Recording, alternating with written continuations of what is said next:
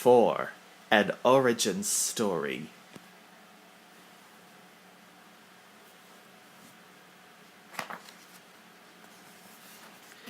What would it be like to live among legends, to be something more than human, to hold great power in your hands and know how to use it? This is a story about someone who was born into royalty but needed to earn his honor. This is a story about a hero named Thor. Thor's realm was called Asgard. It sat like an island whose shores were swept by the sea of space. The people who lived on Asgard were called Asgardians, and the Asgardians called our world Midgard. The only way to reach our world from theirs was by the Rainbow Bridge, Bifrost. The bridge was guarded by the sentry called Heimdall. Even though Asgard was well protected, threats were endless. Thor was one of the land's great protectors. He was also a prince. He lived with his brother Loki in the castle of their father Odin. Thor was arrogant and chose his friends for their loyalty. The brave warrior Balder and a band of soldiers called the Warriors. Frandal, Volstagg, and Hogun, and the strong and wise Lady Sif. Thor's father Odin ruled over all of Asgard. He and his wife Freyja wanted nothing more than for their sons to grow up to be worthy rulers.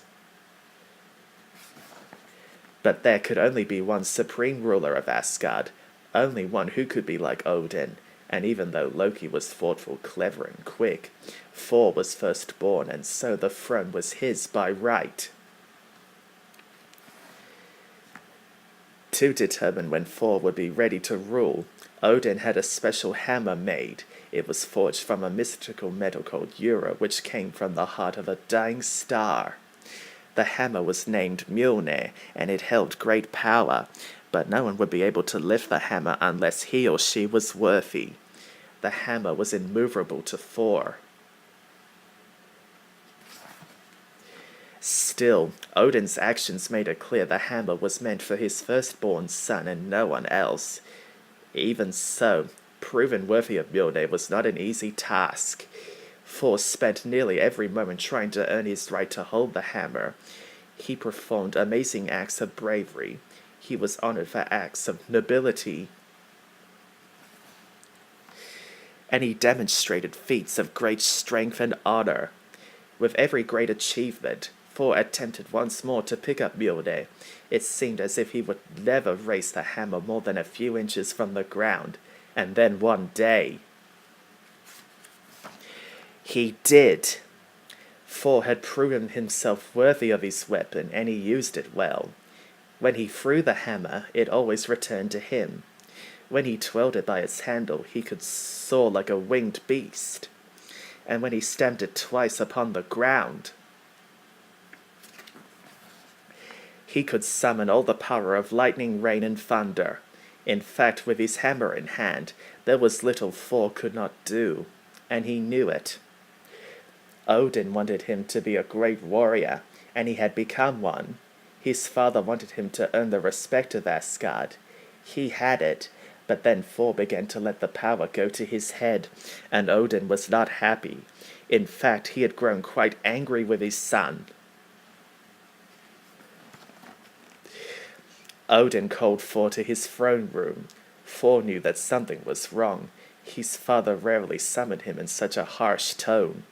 Thor was sure that his jealous brother Loki had spun some lie to get him into trouble, but nothing could have been further from Thor's mind than what Odin had to say to him. Odin told Thor that he was his favored son. He told him that he was brave beyond compare and noble as a prince must be. He told him that his strength was legendary and that he was the best warrior in the kingdom. But Thor did not know what it meant to be weak or to feel pain, and without knowing humility, Thor could never be a true honorable warrior. Odin was angry. In his rage, he tore Mjolnir from Thor's hand and threw it toward Midgard.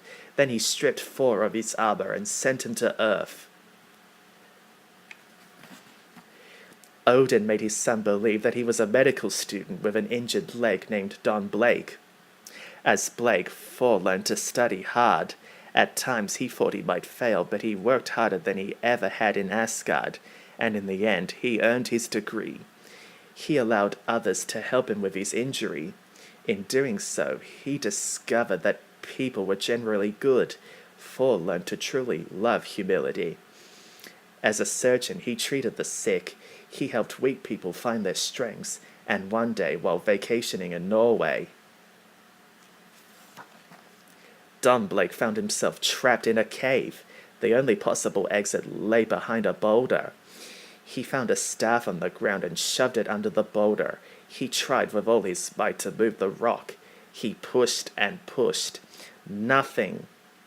He was so angry that he took the staff and struck it on the ground, and that's when it became clear that it was no ordinary stick.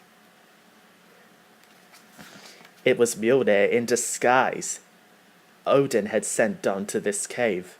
Odin, the Allfather of Asgard, was pleased. His son had learned humility. He had at long last become a complete hero. He had become human in spirit, but still, now and forever, he was the mighty Thor.